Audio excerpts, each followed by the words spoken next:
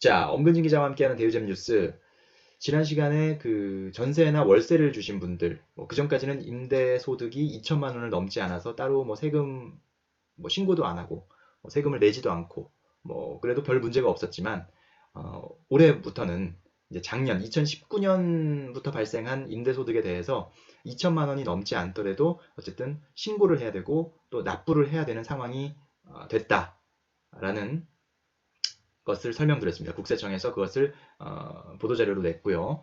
그래서 그거를 올해는 일단은 세무서에 등록을 하셔서 사업자 등록을 하고 이제 세금 신고를 하고 또 5월에는 그걸 종합소득세 납부할 때 같이 납부를 해야 된다. 이렇게 이제 설명을 드렸는데 그럼 뭘 어떻게 해야 되냐?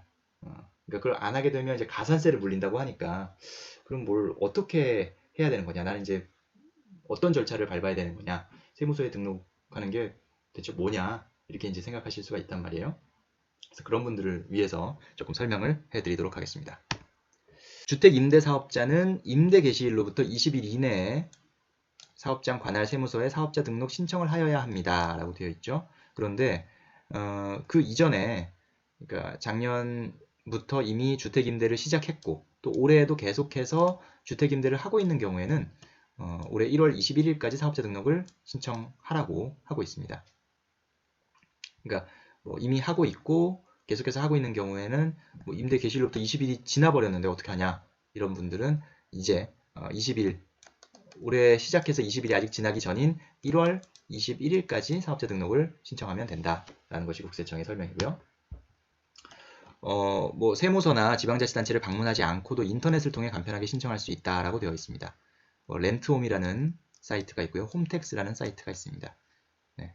이제 렌트홈은 주의하실 거는 세무서와 지방자치단체 모두 등록이 되는 것이기 때문에 이거는 그냥 하시면 안 됩니다. 네. 이거는 잘 판단을 하셔야 돼요. 세무서만 등록하실 분들은 렌트홈에서 하시면 지방자치단체까지 모두 등록이 되기 때문에 여기서 하시면 안 됩니다. 세무서에만 하실 분들은 홈택스를 이용하셔야 됩니다. 예. 소득세법에 따른 사업자 등록.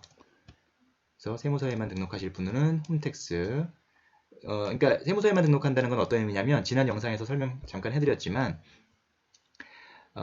지금 우리가 흔히 아는 주택 임대 사업자, 그러니까 8년 이상 임대료 의무 기간을 충족해야 되고 그 다음에 연 5% 이상 임대료를 올리지 못하는 그런 그 의무가 주어지지 않고 그냥 내 임대 소득에 대해서만 그 투명하게 하는 게 세무서에만 등록하는 경우입니다.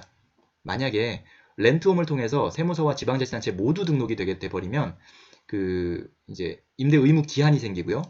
그 다음에 임대료를 연 5% 이상 올리지 못하는 그 의무가 생기게 됩니다. 물론 그에 따라서 양도소득세나 종합부동산세, 취득세, 임대소득세 이런 감면 혜택도 뒤따라오는 것은 그것도 좋은 점이라고 볼 수가 있겠죠. 하지만 이 의무에 대해서 고민하지 않았다면 그렇다면 일단 세무서에만 등록하시는 게 좋겠다라고 보실 수가 있겠습니다. 자, 그래서 이런 분들은 이제 올해 2월 10일까지 그 작년 2019년도 주택임대 실적분의 수입 금액 얼마 작년 2019년에 내가 주택 임대를 통해서 얼마의 수입이 생겼는지 그리고 임대 물건은 어디에 위치하고 있는지 또 계약 조건은 어땠는지 그런 사업장 현황을 세무서에 신고를 해야 합니다.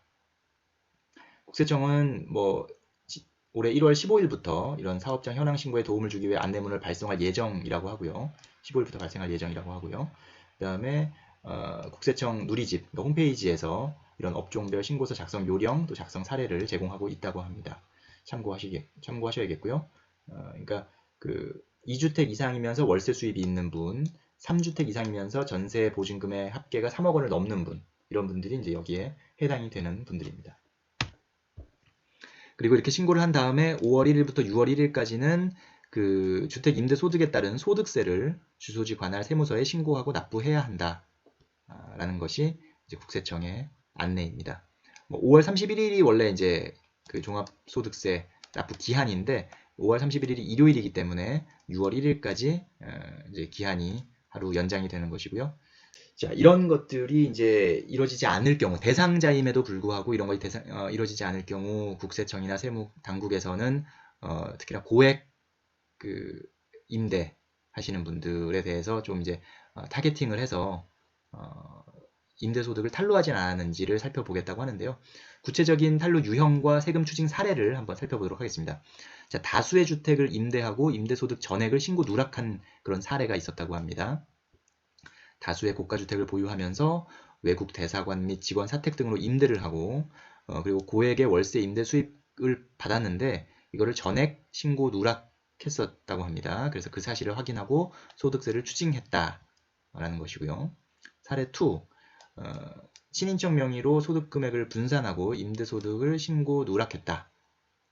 그러니까 대표자 본인과 가족 등 친인척 명의로 사업자 등록을 해서 소득 금액을 분산하고 원룸형 주택 수십 채를 증빙 자료를 요구하지 않는 청년 등에게 임대하면서 수입 금액을 누락한 사실을 확인하고 소득세를 추징했다. 뭐 이런 사례도 있고요. 허위 인건비 계상하여 소득 금액 축소 신고. 근무하지 않은 친인척 관계에 있는 국외 체류자와 사망자 등에게 급여를 지급한 것처럼 허위의 인건비를 신고해서 수년간 소득 금액을 축소 신고한 사실을 확인하고 소득세를 추징했다. 이런 경우도 있고요. 자, 미분양 주택 임대소득 신고 누락. 주택 신축 판매업자가 다가구 주택을 신축한 뒤에 이제 미분양된 주택을 분양될 때까지 임대를 한 거예요. 네.